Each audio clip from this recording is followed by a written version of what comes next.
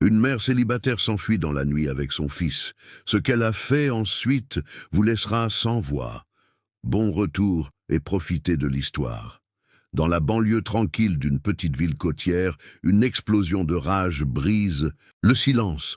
Le bruit de verre cassé envoie Françoise, 35 ans, se précipiter frénétiquement vers la chambre de son fils. Gabriel, 6 ans, dort paisiblement, ignorant que cette nuit changera à jamais leur vie. Françoise voit les ecchymoses se former sur ses bras et prend une décision qui exigera chaque once de son courage. Elle rassemble rapidement quelques affaires essentielles, prend son enfant endormi et disparaît dans la nuit, abandonnant une vie construite sur 10 années. Avec seulement 87 € en poche et le médaillon de sa grand-mère, Françoise monte dans un bus en direction d'une ville située à 320 km, regardant constamment par-dessus son épaule. La petite ville qu'elle appelait autrefois son foyer représente désormais le danger, non la sécurité. Pour les 12 prochains mois, le voyage de Françoise mettra ses limites à l'épreuve, révélera des forces cachées et la conduira finalement vers une rédemption inattendue. En arrivant dans la ville inconnue de Lyon, Françoise découvre que le refuge pour femmes est complet. Elles passent leurs 3 premières nuits à dormir sur un banc dans la gare routière, tenant Gabriel serré contre le froid automnal. Son alliance, le dernier bien précieux qu'elle possède, est échangée contre une semaine dans un motel délabré. Françoise dit à Gabriel qu'ils sont en aventure, mais son sourire s'évanouit lorsqu'il s'endort. Dans un petit restaurant du quartier, Françoise rencontre Nicole, une serveuse de 70 ans, aux yeux perçants et à la langue encore plus acérée. Lorsque Françoise casse accidentellement une tasse de café, alors qu'elle postule pour un emploi, au lieu de la colère, Nicole lui offre un poste de plongeuse. La cuisine devient le sanctuaire de Françoise, bien que ses mains se craquellent et saignent à cause du savon agressif et de l'eau chaude. Chaque soir, elle retourne à leur chambre de motel avec des restes de dîner enveloppés dans des serviettes. Gabriel a du mal à s'adapter à leur nouvelle vie, devenant renfermé après avoir commencé l'école locale. Son institutrice appelle Françoise, préoccupée par des dessins de figures sombres poursuivant une femme et un enfant. Françoise réalise que son fils porte des blessures invisibles plus profondes qu'elle ne l'imaginait. Quand elle le trouve caché dans un placard pendant un orage, serrant son petit soldat préféré, elle comprend que leur fuite n'est que le début de leur guérison. Si tu aimes l'histoire, tape 5 dans les commentaires et abonne-toi pour plus de vidéos comme celle-ci. Sinon, tape 0, cela m'aide à créer un contenu encore meilleur pour toi. On continue. Tandis qu'elle cherche un logement plus permanent, Françoise découvre que son mari l'a signalé comme ayant emmené illégalement leur enfant et a gelé leur compte bancaire commun. Lorsque les autorités contactent le restaurant, Nicole défend étonnamment Françoise, affirmant qu'elle est sa nièce venue pour des raisons familiales. Ce soir-là, Nicole les invite à séjourner temporairement dans sa chambre d'amis au-dessus de la boulangerie animée du quartier, où l'odeur de cannelle et de pain frais offre un moment de normalité.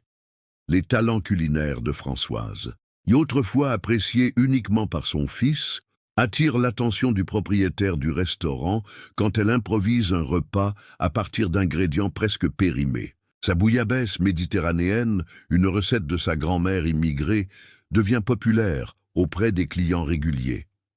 À l'approche de l'hiver, Françoise reçoit une petite promotion, passant de plongeuse à commis de cuisine, ce qui lui permet d'inscrire Gabriel à l'art-thérapie après l'école. Un matin particulièrement froid, Françoise se réveille avant l'aube pour préparer le restaurant. Les rues sont désertes, à l'exception d'un chat errant qui la suit sur plusieurs pâtés de maison. Au moment où elle déverrouille la porte arrière, ses doigts sont presque engourdis. Dans la cuisine sombre, elle allume les fourneaux, leur chaleur ramenant progressivement la vie dans ses mains. Elle commence à préparer une soupe rustique comme celle que faisait sa grand-mère, avec des légumes simples et des herbes séchées. Son esprit vagabonde vers les matins similaires dans la maison côtière de son enfance, où sa grand-mère lui enseignait patiemment l'art de transformer des ingrédients simples en quelque chose de nourrissant. Alors que la soupe mijote, répandant son arôme réconfortant, Nicole arrive et s'arrête à la porte, observant silencieusement. « Ma mère faisait la même chose », dit-elle finalement. Se lever avant tout le monde pour que la chaleur accueille les gens quand ils arrivent. C'est la première fois que Nicole partage quelque chose de personnel, et Françoise comprend que cette femme revêche a peut-être aussi connu des jours sombres. Ce simple moment de connexion, sur un bouillon fumant dans une cuisine à vent, l'aube, devient une petite mais significative victoire pour Françoise. Elle n'est plus simplement en fuite. Elle commence à retrouver des fragments d'appartenance. Pendant un festival communautaire célébrant le patrimoine fluvial de Lyon, les plats spéciaux de Françoise attirent la foule au stand du restaurant. Un blogueur gastronomique local photographie ses créations, rendant momentanément sa cuisine célèbre sur les réseaux sociaux. Pour la première fois, Françoise ressent une lueur de fierté dans sa nouvelle identité. Cette étincelle d'espoir est rapidement éteinte lorsque Françoise aperçoit une voiture familière tournant autour de l'école de Gabriel. Paniquée, elle retire Gabriel de sa classe et se cache dans l'appartement de Nicole pendant 3 jours. La peur d'être retrouvée devient écrasante, convainquant presque Françoise de fuir à nouveau. Cependant, la supplique en larmes de Gabriel de ne pas quitter ses nouveaux amis et son école donne à Françoise le courage de chercher une aide juridique dans un centre communautaire. À la fin de leur rendez-vous, l'avocate du centre remarque le talent évident de Françoise pour la cuisine lorsqu'elle déballe le repas qu'elle a préparé pour Gabriel. « Vous avez un don », observe-t-elle, ce qui déclenche une conversation sur les spécialités régionales de Lyon. Françoise mentionne timidement son rêve d'un jour créer un menu qui honore à la fois ses racines méditerranéennes et les traditions culinaires de cette nouvelle ville qui les a accueillis. C'est la première fois qu'elle verbalise une aspiration au-delà de la simple survie, un moment significatif même si elle le balaie presque aussitôt, embarrassée par cette ambition. L'avocate que Françoise rencontre révèle des nouvelles surprenantes. Les dettes excessives de carte de crédit de son mari et ses transactions commerciales douteuses l'ont rendu sujet d'une enquête.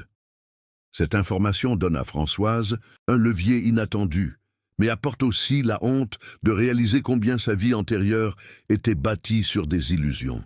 Après cette réunion, Françoise et Gabriel marchent le long des rives de la Saône, les eaux du fleuve miroitant sous la lumière dorée de l'après-midi.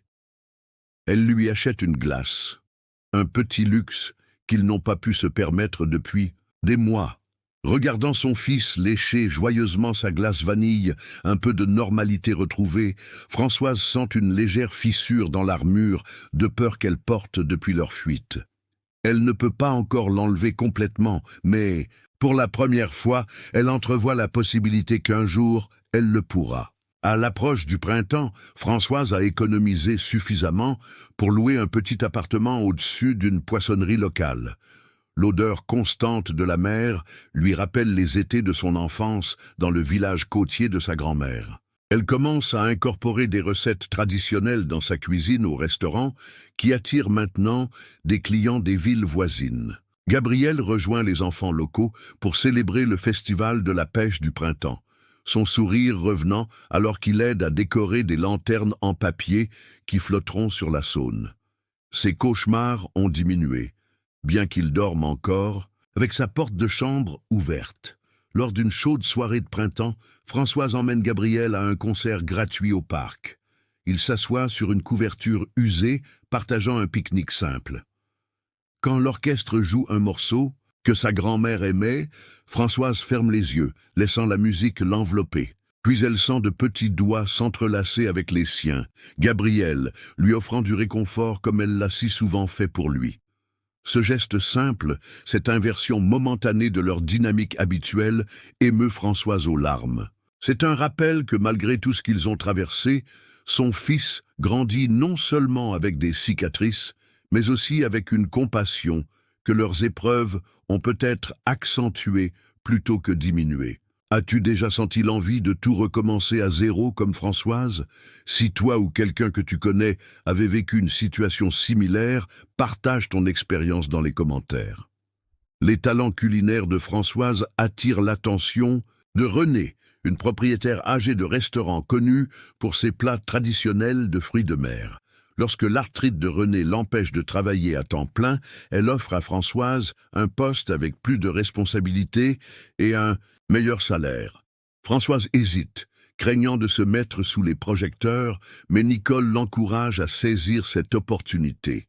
À mesure que l'été approche, le restaurant de Renée commence à attirer une clientèle plus large, en partie grâce aux touches spéciales que Françoise apporte aux plats classiques. Les nuits où elle est la seule en cuisine, elle expérimente avec les recettes de sa grand-mère, combinant les saveurs méditerranéennes avec les traditions lyonnaises. Renée, observant le nombre croissant de clients fidèles qui demandent spécifiquement les créations de Françoise, commence à lui donner plus de liberté dans l'élaboration du menu. Un jour, Gabriel rentre de l'école avec un projet d'art, un collage représentant leur vie à Lyon. C'est une mosaïque colorée montrant le restaurant, l'appartement au-dessus de la poissonnerie, Nicole et même le chat errant qui visite régulièrement leurs fenêtres. Dans un coin, presque comme une réflexion secondaire, il a dessiné leur ancienne maison, mais entourée d'une ligne rouge fermement tracée. Quand Françoise lui demande ce que cela signifie, Gabriel répond simplement « C'est fini ça !» Ces 3 mots représentent un énorme pas en avant pour lui. Et Françoise réalise que son fils commence à voir leur nouvelle vie, non pas comme une fuite, mais comme un véritable chez-soi.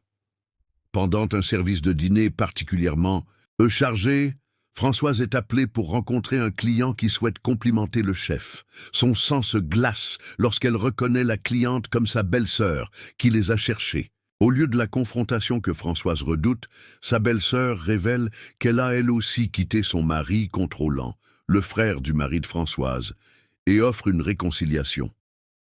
Les jours suivants sont remplis d'émotions contradictoires. Pour Françoise, le contact avec son ancienne vie est à la fois déstabilisant et étrangement apaisant. Les lettres et dessins que sa belle-sœur a apportés de la part des cousins de Gabriel lui rappellent qu'ils n'ont pas simplement laissé derrière eux la douleur, mais aussi des connexions significatives.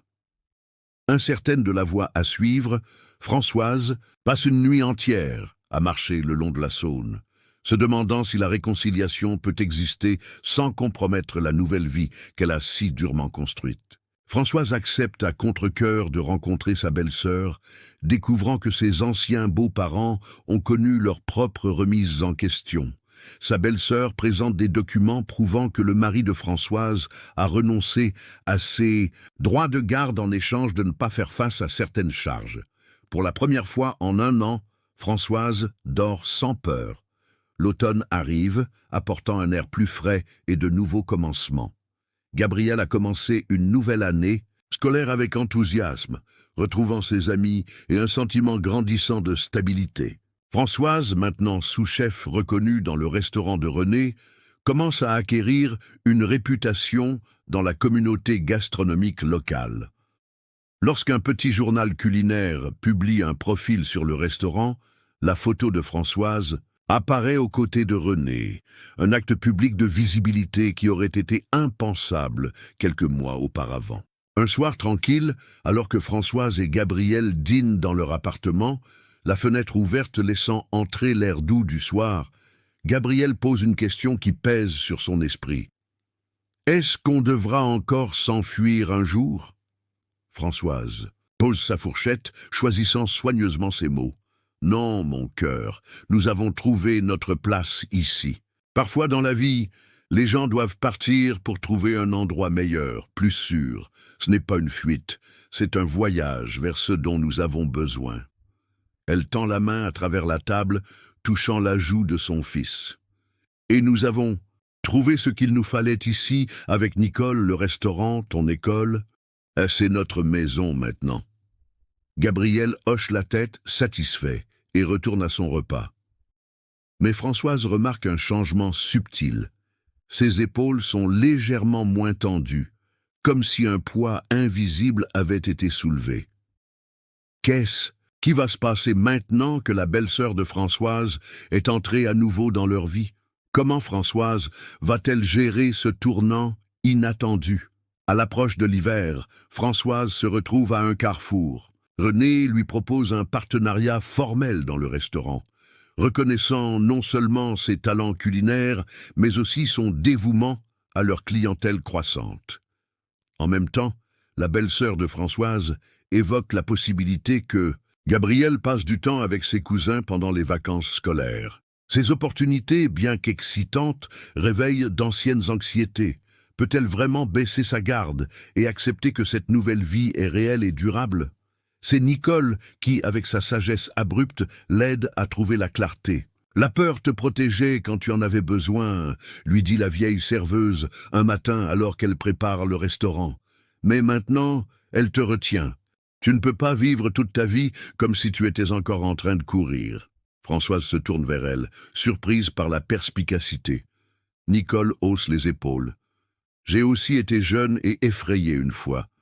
La différence est que tu as trouvé ton courage plus tôt que moi. » Françoise passera toute la nuit à réfléchir à ses paroles, regardant son fils endormi, son visage paisible dans la lumière douce. La chambre qu'il occupe maintenant est décorée avec ses dessins et les trésors qu'il a collectés de leur nouvelle vie, des coquillages des bords de la Saône, des prix de l'école, des photos avec ses nouveaux amis. Ce n'est plus un abri, temporaire mais un sanctuaire qu'ils ont créé ensemble. Le lendemain matin, Françoise accepte l'offre de René. En signant les papiers, un sentiment d'accomplissement l'envahit. Elle n'est plus simplement en survie.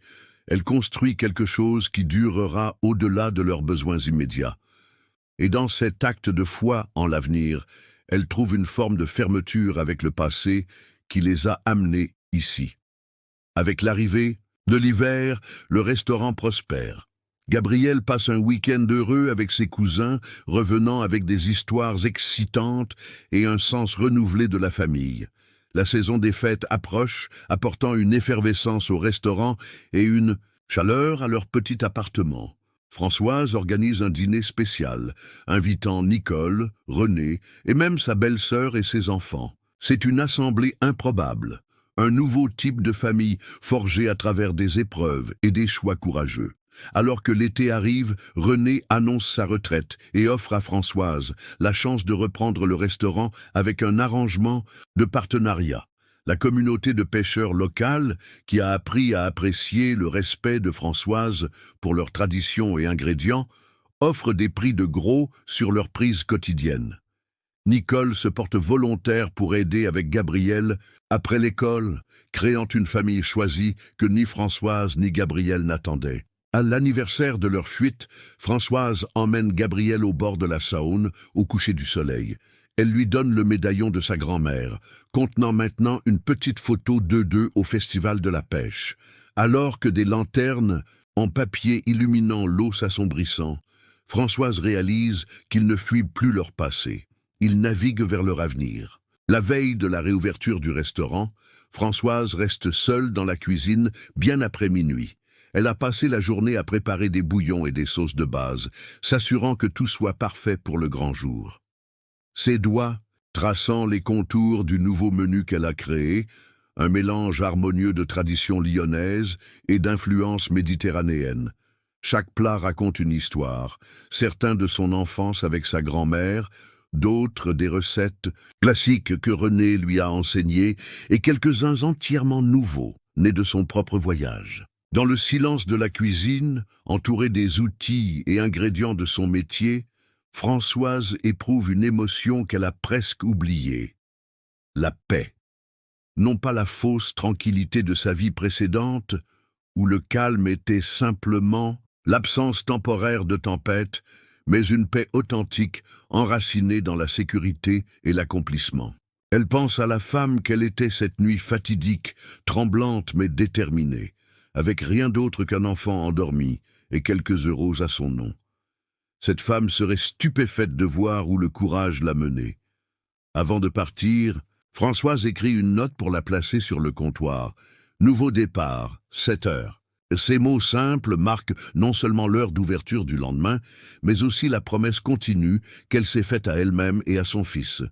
Que peu importe les obstacles, ils trouveront toujours un moyen d'avancer, ensemble. Le restaurant rouvre sous la direction de Françoise, présentant un menu qui honore les traditions locales, tout en incorporant l'influence méditerranéenne de sa grand-mère. Le nom « Nouvel Horizon » représente non seulement le voyage de Françoise, mais sert également de phare pour d'autres cherchant un nouveau départ.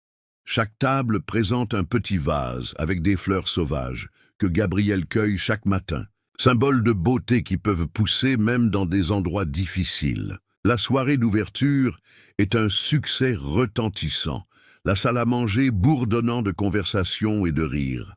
Le maire de l'arrondissement fait même une apparition, félicitant Françoise pour avoir apporté une nouvelle énergie à ce lieu historique. Gabriel, vêtu d'une petite chemise blanche et d'un gilet que Nicole lui a acheté pour l'occasion, se déplace entre les tables avec assurance, offrant des petits pains fraîchement cuits et charmant les clients avec son sourire retrouvé. Après le service, lorsque le dernier client est parti et que la cuisine est nettoyée à nouveau, Françoise invite son équipe, désormais sa famille élargie, pour un toast. À tous les chemins inattendus, dit-elle, levant son verre, et au courage de les suivre.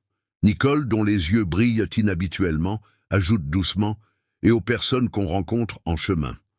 Plus tard cette nuit-là, alors que Gabriel dort profondément, Françoise se tient devant la fenêtre de leur appartement, regardant les lumières de Lyon scintiller comme des étoiles tombées. Elle porte le médaillon de sa grand-mère, maintenant un symbole non seulement de son passé, mais aussi de leur avenir. En bas, les eaux de la Saône reflètent les lumières de la ville, rappelant à Françoise que même les rivières les plus tumultueuses finissent par trouver leur chemin vers la mer ouverte. Françoise se tient à l'entrée du restaurant le soir de l'ouverture, regardant son fils guider fièrement les clients vers leur table. Son parcours depuis la fuite terrifiée jusqu'à ce moment de triomphe n'a pas été direct ou facile. C'était un voyage sinueux, marqué par la gentillesse d'étrangers devenus famille. Le courage découvert dans les moments de plus grande peur et la force construite à travers d'innombrables petits actes de persévérance. Alors qu'elle accueille les invités dans son nouvel établissement, les yeux de Françoise reflètent non seulement ce qu'elle a surmonté, mais ce qu'elle a construit à partir des morceaux brisés de sa vie antérieure. L'année suivante apporte de nouveaux défis et triomphes. Le restaurant Nouvel Horizon est devenu un pilier de la communauté, attirant des critiques élogieuses et une clientèle fidèle. Gabriel, maintenant en CE2, s'épanouit à l'école et dans ses cours d'art, ses cauchemars presque complètement disparus. Nicole, bien qu'officiellement retraitée, vient encore presque tous les jours, sa présence acerbe mais affectueuse, une constante réconfortante. Un jour d'automne, alors que les feuilles dorées dansent sur les rives de la Saône, une lettre arrive. Le mari de Françoise a finalement été condamné pour ses délits financiers, apportant une clôture officielle à cette partie de leur vie. Françoise relit la lettre plusieurs fois, attendant que l'ancienne peur surgisse, mais trouve à la place une indifférence tranquille. Cet homme, qui avait autrefois semblé si puissant, appartient vraiment au passé. Ce soir-là, alors que le restaurant bourdonne d'activité, une jeune femme entre timidement, un enfant endormi dans les bras et un sac usé à l'épaule. Ses yeux ont le regard hanté, que Françoise reconnaît immédiatement. Sans hésitation, elle conduit la femme à une table tranquille au fond, lui apporte une boisson chaude et lui dit simplement « Vous êtes en sécurité ici ». Plus tard, après avoir arrangé une chambre pour la femme et son enfant dans l'appartement, au-dessus du restaurant qu'ils utilisent maintenant comme espace supplémentaire, Françoise comprend que son voyage a fait un cercle complet. Ce qu'elle a reçu, elle peut maintenant donner. Ce n'est pas seulement son restaurant qui est devenu un phare, mais elle-même. Alors que le printemps fleurit à nouveau sur Lyon, Françoise regarde par la fenêtre du restaurant vers la rivière qui a été témoin de leur renaissance. Gabriel joue avec d'autres enfants sur la rive, son rire porté par la brise.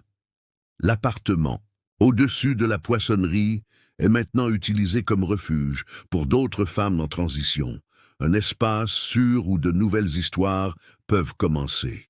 En cuisine, son nouveau menu de printemps célèbre les ingrédients frais et les possibilités. Une critique locale a récemment qualifié sa cuisine de renaissance culinaire, un terme qui fait sourire Françoise pour sa justesse. Car c'est bien ce qu'ils ont vécu, elle et Gabriel. Une renaissance, fragment par fragment, jour après jour, choix après choix. Le soir, lorsqu'elle ferme le restaurant et marche avec Gabriel le long de la Saône, leurs ombres s'étendent longues dans le soleil couchant. « On est heureux ici, maman ?» demande-t-il, une question simple mais profonde. Françoise serre sa main sentant le médaillon contre sa poitrine. « Oui, » répond-elle, sa voix ferme et claire. « Nous sommes heureux ici. » Et c'est la vérité la plus simple et la plus extraordinaire. Françoise sait maintenant que le courage n'est pas l'absence de peur, mais la volonté d'avancer malgré elle. Qu'un foyer n'est pas un lieu, mais les personnes qui vous entourent. Et que parfois, le plus grand acte de force est de recommencer, même avec les mains tremblantes et un cœur incertain. Car dans ces commencements fragiles résident les graines des vies les plus extraordinaires. Félicitations. Tape 9 dans les commentaires pour me montrer que tu es resté jusqu'à la fin avec moi. Merci d'avoir regardé et à demain pour une nouvelle histoire sur cette même chaîne.